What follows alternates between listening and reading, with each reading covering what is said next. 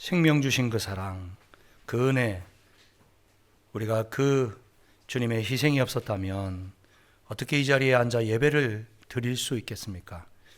그 사랑과 인도하심으로 지난 한 주간도 승리하게 해주시니 감사합니다.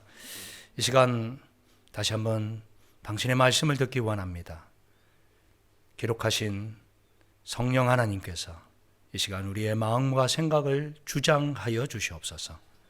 마귀가 마음밭에 떨어진 씨앗을 주워가지 못하도록 성령께서 지켜 주시옵소서. 아멘하며 순종하는 믿음 주옵소서. 예수님 이름으로 간절히 기도드립니다. 아멘. 섬김은 예수만 바라보는 것이다. 이런 제목으로 하나님 말씀을 함께 나누고자 합니다. 여러분 집에 손님을 초대해 보신 경험들이 다 있으시죠? 우리 집에 손님을 초대한다. 쉬운 일인가요? 아니죠. 굉장히 바빠집니다. 그동안에 아무데나 던져주었던 세간살이들도 제자리에 정리정돈해야 되고 청소도 해야 되고 그리고 또 음식을 또 준비해야 되니 얼마나 바쁘겠습니까? 그래서 저희도 막 아이들에게 너는 이거 해 저거 해 그리고 음식 하다 보면 생각지도 못한 그런 재료가 필요할 때가 있잖아요. 그러면 또 딸아이에게 또 심부름을 보내기도 하고 그러면 왜 오빠들은 안 시키고 나만 시키는 거예요? 이런 또 불평과 투정도 또 나오는 것 참 기억이 떠오릅니다. 분주하죠. 쉽지 않은 일입니다. 오늘 우리가 읽은 이 본문도 바로 이런 손님 접대와 관련된 내용을 담고 있습니다. 38절을 보면 그들이 길 갈 때에 예수께서 한 마을에 들어가시매 마르다라 이름하는 한 여자가 자기 집으로 영접하더라. 그에게 마리아라는 동생이 있어 그의 주의 발치 아래 앉아 그의 말씀을 듣더라. 그렇습니다. 예수님께서 지금 예루살렘을 향해서 걸어가시다가 한 마을에 들어가셨는데 그 마을은 바로 베다니라고 하는 것 우리가 알게 됩니다. 그 마을에는 마르다와 마리와 그리고 그의 오라버니 나사로가 살고 있는, 우리가 요한복음을 통해서 이 나사로는 죽은 지 나흘 만에 다시 살아났던, 사흘 만에 살아났던 그런 놀라운 기적이 이루어졌던 그 집이라고 하는 사실을 우리는 기억할 수 있습니다. 오늘 38절에 보니까 이 마르다가 예수님을 자기 집에 초청했습니다. 기쁜 마음으로 초대했겠죠. 어쩔 수 없이가 아니라 정말 자원해서 우리 예수님, 우리 집에서 밥 한 끼 따뜻하게 대접하고 싶다. 여러분도 그러실 때 있잖아요. 정말 마음이 가고 정말 대접하고 싶은 분에게는 그렇게 정성껏 집밥을 해드리고 싶은 그런 마음이 생기지 않습니까? 지난 우리 말씀 사경회를 위해서 오신 강사님을 위해서 참 접대해 주신 우리 성도님들이 많으신데 아마 그런 동일한 마음으로 대접하셨을 것 같아요. 근데 이렇게 마리아가 열심히 음식 준비에 바쁜 가운데 가만히 둘러보니까 누가 없습니까? 동생이 안 보입니다. 39절에 그 동생의 이름은 마리아라 소개하고 있습니다. 마리아는 지금 어디에 있나요? 예수님의 발치에 앉아 있었습니다. 발치라는 말은 발 쪽이라는 말이죠. 발이 있는 쪽. 그러니까 최대한 주님과 가까이에서 그 말씀을 듣고 있었다. 여러분 어떻습니까? 정말 본받을 만한 그런 자세죠. 예수님의 말씀을 저 멀리서, 저희 교회도 보면 멀리 앉아 계시는 분들이 계신데 제 마음은 그래요. 좀 빨리 앞쪽으로 좀 와서 앉으시면 얼마나 좋을까. 영 민목사가 마음에 탐탁지가 않으신가 보구다. 늘 뒷자리에 앉으시고 그런 서운함이 저도 들 때가 있어요. 근데 앞자리에 찬양대는 어쩔 수 없이 앞자리에 앉으시는 거 아니죠? 사모하는 마음으로 앉아 계시는 줄 믿습니다. 예, 이왕이면 앞자리에, 공부도 앞자리에 앉는 친구들이 잘해요. 보통 뒷자리에 앉으시는 분들은 대충 공부하시는 분들, 언제 집에 갈까, 언제 끝날까. 예. 사람 심리는 비슷한데 이 마리아가 지금 예수님 발치에 앉아서 말씀을 듣고 있다. 정말 본받고 싶은 그런 사모하는 모습이죠. 예. 예수님께서도 아마 흐뭇한 미소를 지으면서 말씀을 전하였을 것입니다. 사실 그 당시 문화로 볼 때는 여성이 예수님 발치에 앉아서 듣는 것은 허용되지 않았습니다. 예수님 발치 쪽에 앉아야 될 사람은 보통 수제자였습니다. 스승이 있으면 가장 아끼는 제자가 바로 앞에 앉은 거죠. 그리고 여성은 저 뒤쪽에 자리가 남을 때에야 앉을 수 있는 그 당시 그러한 사회적 문화가 있었던 것이죠. 그럼에도 불구하고 발치에 앉았다는 것은 그녀가 얼마나 예수님을 사모했는가. 그리고 다른 제자들도 그녀가 이 집 주인이니까 아마 양해를 충분히 했었던 것 같아요. 근데 오늘 40절로 넘어가게 되면 예수님을 초대했던 이 마르다의 마음속에 불편함이 생기기 시작합니다. 40절 마르다는 준비하는 일이 많아 마음이 분주한지라. 마음이 분주해졌습니다. 왜? 준비하는 일이 많았기 때문에. 여러분 손님 초대해 보셔서 알겠지만 어디 준비해야 될 게 한두 가지입니까? 예.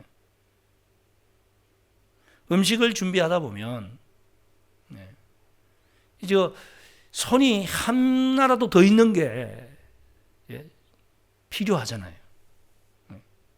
근데 준비하는 일이 많은데 마음이 분주한 가운데에서 가만히 보니까 내 동생이 가만히 아무것도 안 하고 예수님 발치 앞에 있는 거죠. 여러분 예수님을 초대했다는 것은 한 사람만 초대했다는 의미일까요? 아니죠. 예수님과 함께 달아다니던 12명의 그 장정들 얼마나 먹성이 좋은데 쇠가지도 그냥 부숴 먹을 수 있을 정도로 아주 그냥 먹성 좋은 12명의 제자들 뿐만 아니라 예수님이 오셨다고 하니까 유명한 그 랍비 선생님 만나보고 싶어서 오는 유지들까지 합치면 아마 좋게 20-30명은 넘는 많은 사람들의 식사를 대접해야 했을 것입니다. 우리 식으로 표현하면 그죠? 한식을 준비할 때 밥을 쌀을 밥솥에 앉히고 쇠고기 국도 끓이고 그리고 전도 무치고 잔치를 하게 되면 꼭 뭐가 빠지면 안 됩니까? 잡채도 있어야지. 고기도 구워야지. 얼마나 정신없이 돌아가고 있는지 모릅니다. 그때에 막 손이 부족해서 찾았는데 동생이 없어. 이러한 장면을 잘 표현한 그런 그림이 있는데요. 16세기 화가 디에고 벨라스케스라고 하는 분이 그림입니다. 어떠신가요? 뭐 정확하게 표현했다 그렇게 생각은 들지 않지만 이 지금 앞에 있는 사람이 누굴까요? 마르다겠죠.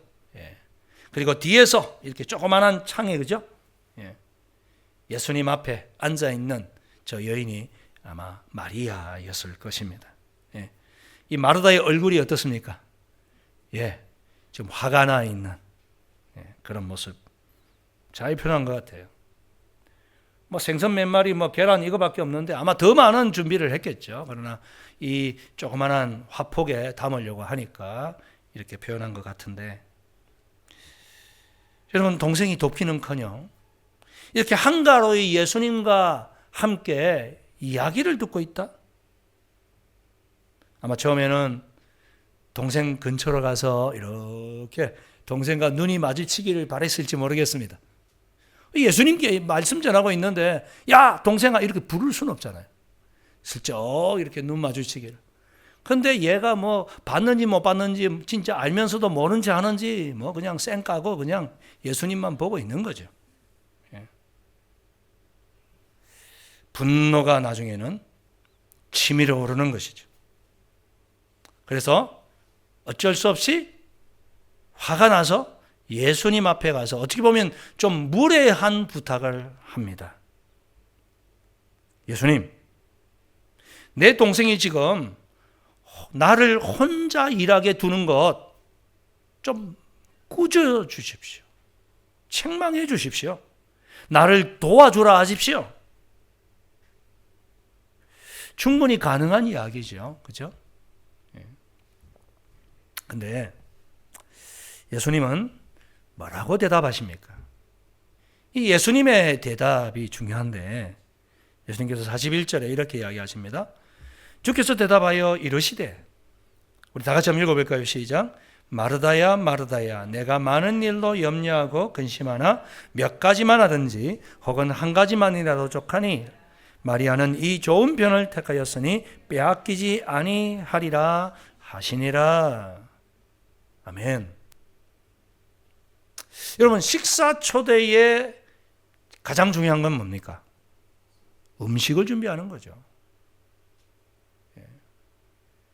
대화를 나눈다, 예수님과 말씀을 나눈다는 것은 어떻게 보면 부차적인 주님이 오심으로 말미암아 주어지는 축복이겠죠. 그러므로 가장 중요한 음식 준비, 야 마리아야 이제 좀 도와줘, 이렇게 말씀하실 법만도 한데 그렇게 하시지 않는 거예요. 마르다야 마르다야, 내가 많은 일로 염려하고 근심하나 몇 가지만 하든지 아니면 한 가지만이라도 족하니라. 마리아는 이 좋은 편을 택하였으니 빼앗기지 아니하리라. 우리는 이 말씀을 들을 때 어떻게 이해합니까? 예수님께서 마르다의 청을 들어주지 않고 마리아가 계속 말씀을 듣는 것, 이것을 택했으니, 그가 좋다고 여겼으니 그대로 내버려 두어라. 이 말씀은 음식 준비보다 말씀 듣는 게 더 소중한 거구나. 예배가 음식 준비하는 것보다 더 귀한 일이구나. 만일 여러분 이러한 의미였다면 그날 저녁 예수님은 식사 못했습니다. 그래요? 예수님 알겠습니다. 나도 그러면 뭐 음식이고 뭐고 다 내팽개치고 말씀 듣죠 뭐. 그죠? 예수님의 의미는 예배가 음식 준비보다 더 중요하다? 말씀 듣는 거, 성경 공부하는 게 음식 준비나 교회 청소하거나 다른 좀 우리가 생각할 때에 자질구레한 일이라고 생각하는 것들보다 더 소중하다? 그렇게 말씀하시는 것일까요? 아닙니다.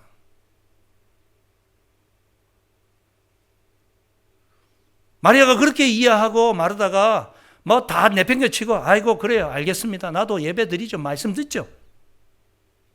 그러면 여러분 오늘 점심 아무도 못 드십니다. 그죠?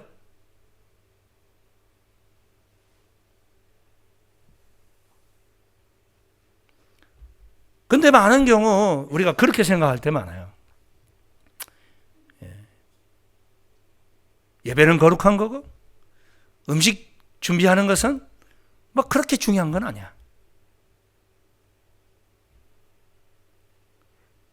육의 양식보다 영의 양식이 더 중요하지. 우리가 이렇게 이원론적으로 나누어서 생각할 때가 많은데 과연 그런 의미일까요? 만일 그렇게 이 마르다가 받아들였다면 그 이후부터는 음식 준비 안 했을 겁니다. 예수님 모시고 있을 때. 근데요, 놀라운 것은 요한복음 12장을 보게 되면 여전히 마르다는 예수님을 위한 음식을 준비하고 있다는 것입니다. 요한복음 12장 1절을 보면 예수님께서 똑같은 그 마을 베다니에 왔는데 이번에는 이 나사로의 집이 아니라 마르다의 집이 아니라 나 환자, 즉 나병이 걸려서 고침을 받았던 시몬이라는 사람의 집에 초대를 받으셨습니다. 근데 그 집에서 2절에 보니까 거기서 예수를 위하여 잔치할새 마르다는 일을 하고 나사로는 예수와 함께 앉은 자 중에 있더라. 자기 집에 초대한 것도 아니에요. 다른 사람, 시몬이라는 사람이 초대했어요. 근데 그 집에 가서 지금 또 뭐 하고 있습니까? 일을 하고 있습니다. 무슨 일입니까? 음식을 준비하는 일.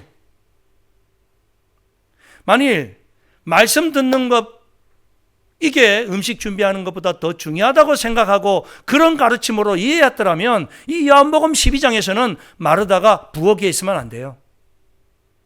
이런 하찮은 일들은 하인이나 시키고 나는 예수님 말씀 들어야지. 그리고 마리아와 같이 있어야죠.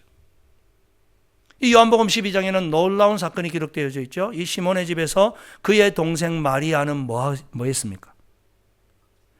향유 옥합, 귀한 나드 한 근을 깨트려 예수님의 머리에 붓고 그것이 발에 떨어졌을 때에 머리카락으로 예수님의 발을 닦아주는,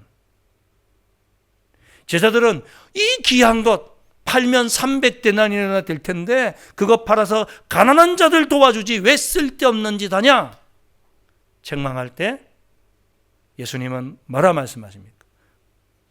그가 너무 귀한 일 했다. 그는 나의 장례를 준비했다. 이 여자의 일이 가는 곳마다 증거될 것이다.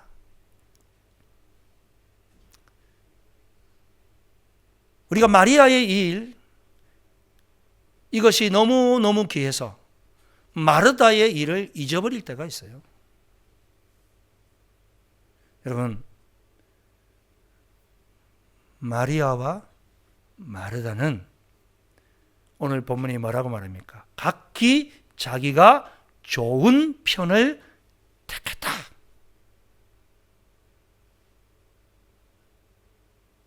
나는 예수님 말씀 듣는 게 예수님을 위한 일이지. 또 한 사람은 나는 예수님을 위해 음식 준비하는 게 예수님을 위한 일이지. 그래서 여러분 오늘 말씀해 보니까요. 요한복음 12장 2절에 거기서 예수를 위하여 잔치할세. 저는 이 말씀이 눈에 들어왔습니다. 예수를 위하여 잔치했습니다.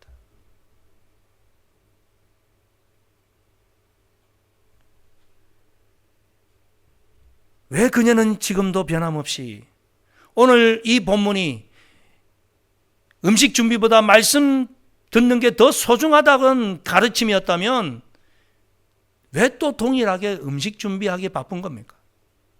그렇다고 생각하지 않았기 때문입니다.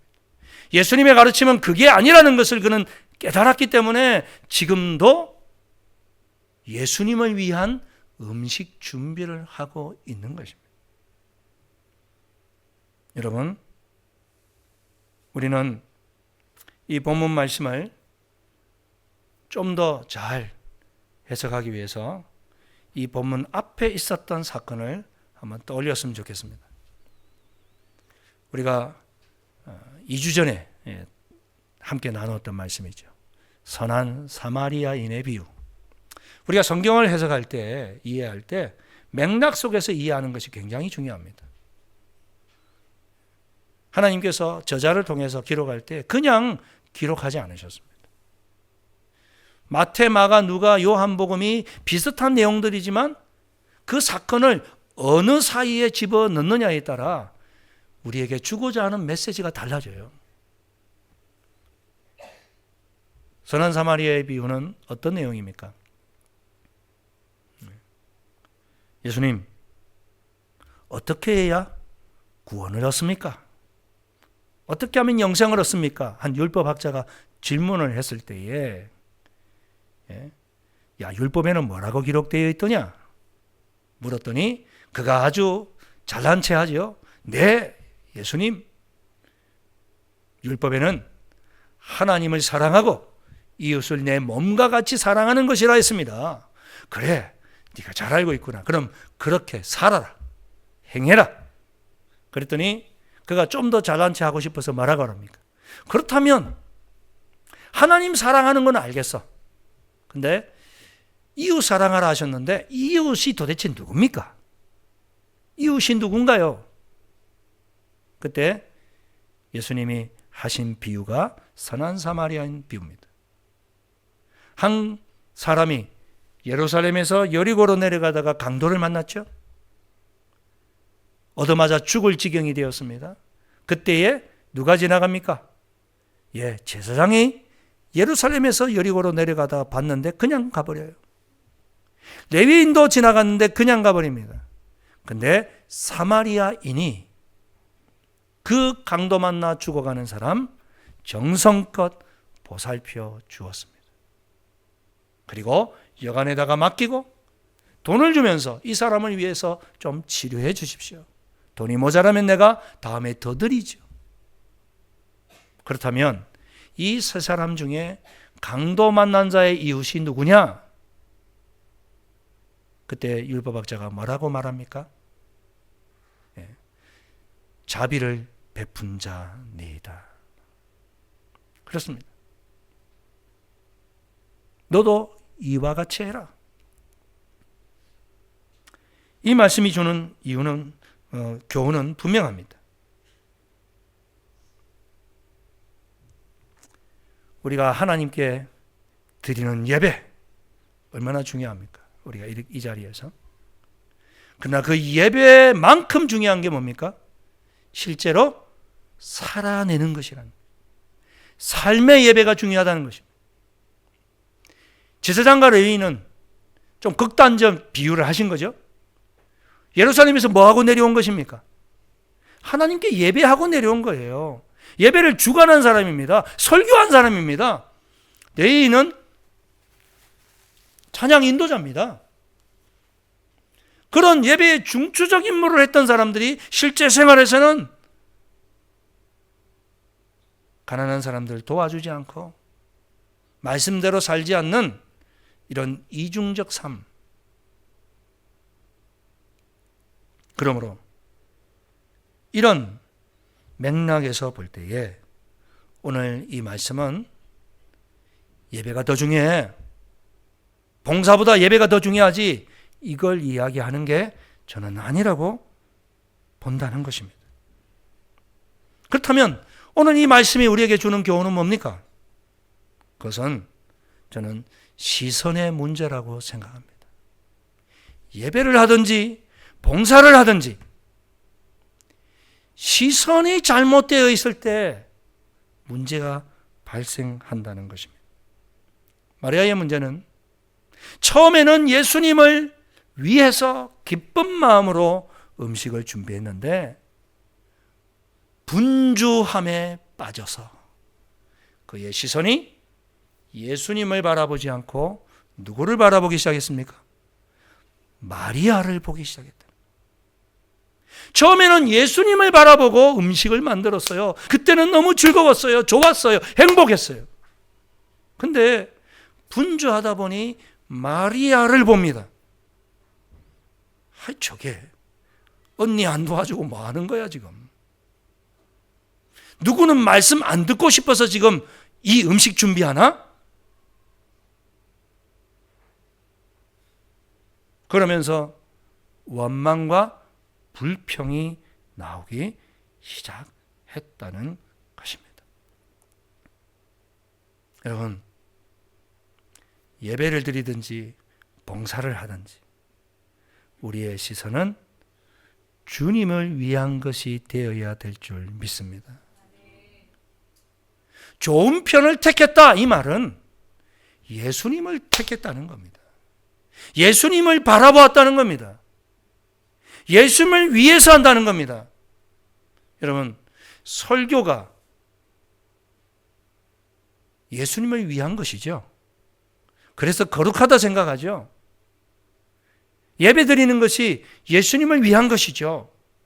근데요, 돌이켜보면 저처럼 설교하는 목사가 자기의 영광을 위해서, 유명한 목사가 되기 위해서 그렇게 설교한다면 그것은 주님을 위한 것이 아니라 누구를 위한 것입니까? 나를 위한 것입니다. 사람들의 칭찬을 바라고 알아주기를 바라서 하는 것은 주를 위한 것이 아니에요. 그래서 알아주지 않으면 뭐가 나옵니까? 불평이 나옵니다. 원망이 나옵니다.